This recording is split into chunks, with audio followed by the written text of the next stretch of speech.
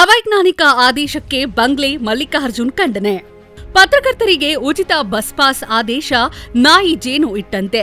ರಾಜ್ಯದ 200 ತಾಲೂಕುಗಳಲ್ಲಿ ಕೆಲಸ ಮಾಡುವ ತಾಲೂಕು ಮಟ್ಟದ ಪತ್ರಕರ್ತರು ಗ್ರಾಮೀಣ ಪತ್ರಕರ್ತರಿಗೆ ಉಚಿತ ಬಸ್ ಪಾಸ್ ಕೊಡುವ ವಿಷಯಕ್ಕೆ ಸಂಬಂಧಿಸಿದಂತೆ ಸರ್ಕಾರದಿಂದ ಹೊರಡಿಸಿರುವ ಆದೇಶ ಅವೈಜ್ಞಾನಿಕವಾಗಿದ್ದು ರಾಜ್ಯದ ಪತ್ರಕರ್ತರಿಗೆ ಅಪಮಾನಿಸಿದ್ದಂತಿದೆ ಎಂದು ಕರ್ನಾಟಕ ಕಾರ್ಯನಿರತ ಪತ್ರಕರ್ತರ ಧ್ವನಿ ಸಂಘಟನೆ ರಾಜ್ಯಾಧ್ಯಕ್ಷ ಬಂಗ್ಲೆ ಮಲ್ಲಿಕಾರ್ಜುನ್ ಆಕ್ರೋಶ ವ್ಯಕ್ತಪಡಿಸಿದ್ದಾರೆ.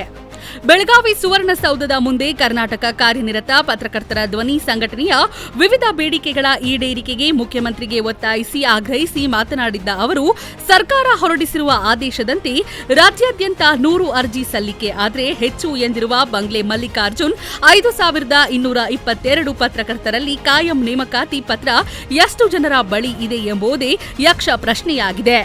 ಕೂಡಲೇ ಈ ಆದೇಶವನ್ನ ಮಾರ್ಪಡಿಸಿ ಗ್ರಾಮೀಣ ಪತ್ರಕರ್ತರಿಗೆ ಬಸ್ಗಳಲ್ಲಿ ಉಚಿತವಾಗಿ ಸಂಚರಿಸಲು ಅವಕಾಶ ಕಲ್ಪಿಸುವ ಕಾರ್ಯ ಮಾಡಬೇಕು. ಇಲ್ಲದಿದ್ದಲ್ಲಿ ಸರ್ಕಾರದ ಆದೇಶದ ವಿರುದ್ಧ ನ್ಯಾಯಾಲಯದ ಮೊರೆ ಹೋಗಲಾಗುವುದು. ಹಾಗೆಯೇ ಇದರ ವಿರುದ್ಧ ಬೀದಿಗಿಳಿದು ಹೋರಾಟ ಮಾಡಲಾಗುವುದು ಎಂದು ತಿಳಿಸಿದ್ದಾರೆ.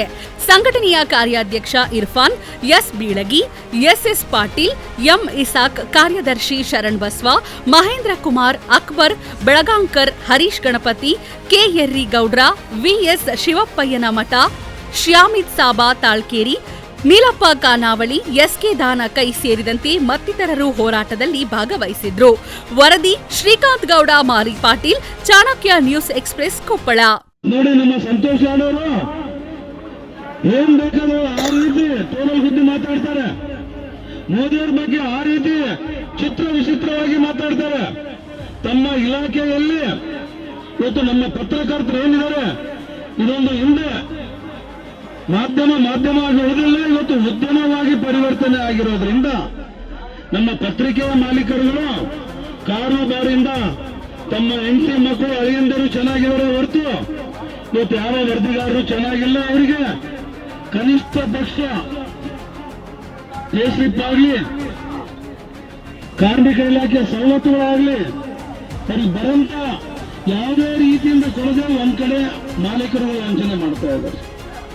ಇವತ್ತು ನಾನು ಹೇಳ್ತಿರೋದು ಮಾಧ್ಯಮ ಪಟ್ಟಿಯಲ್ಲಿರುವಂತ ಪತ್ರಕರ್ತರಿಗೆ ಹೇಳ್ತಾ ಇದ್ದೀನಿ, ಆ ಪತ್ರಕ್ಕೆ ಸಂಪಾದಕರಿಗೆ ಹೇಳ್ತಾ ಇದ್ದೀನಿ.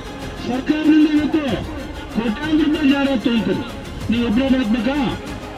ಇವತ್ತು ಅಕ್ರೆಡಿಟೇಷನ್ಗೆ ಕೆಲವು ನಿಬಂಧನೆ ಹಾಕಿದ್ದಾರೆ. ಸರ್ಕ್ಯುಲೇಷನ್ ದೃಷ್ಟಿಯಿಂದ ತಮಗೆಲ್ಲ ಗೊತ್ತಿದೆ.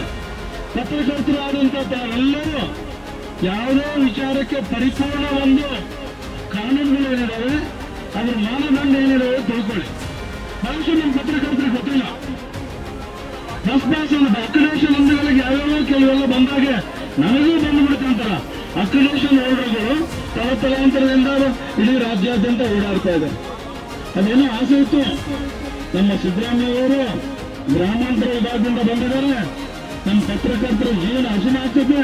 ಅಟ್ಲೀಸ್ಟ್ ಈ ಒಂದು ಬಸ್ ಪಾಸ್ ಕೊಟ್ರೆ ಆ ದುಡ್ಡಾದ್ರೂ ಉಳಿದು ಬಿಟ್ಟು ಒಂದ್ ಸ್ವಲ್ಪ ಅಷ್ಟೋ ಇಷ್ಟೋ ಸೇವೆ ಮಾಡಕ್ ಅನುಕೂಲತೆ ಆಗ್ತದೆ ಅಂತ.